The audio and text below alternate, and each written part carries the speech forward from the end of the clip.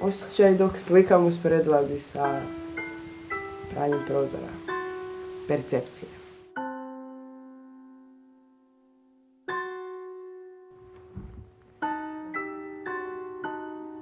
Usporedio bih ih sa snovima.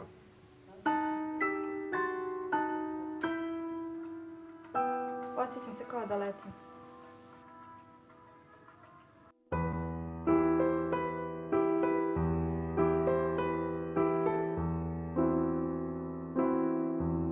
Počela sam se baviti fotografijom negdje u osnovnoj školi, ne sjećam se točno, negdje u 7.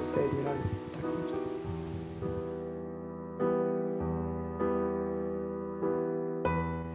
Nisam imala samostalnu izložbu, ali svake godine imala izložbu tamo u autorskom studiju.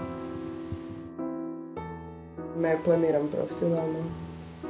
Mislim, osim ovako, usput ak mi neko neće platiti. Da usput nešto napravim.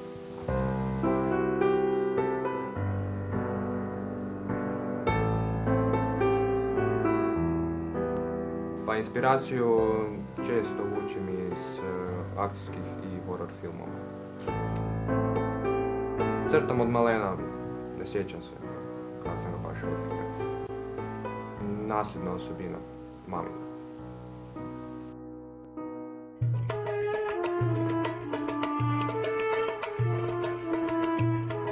Pa plesom se ne bavim profesionalno, ali svaki dan mi ispunjam plesni koraci. Više ih imam, ali ajde evo da izdvojim belly dance, orijentalno. Nikada nisam imala profesionalnu pomoć, obično samo smišljam koreografiju.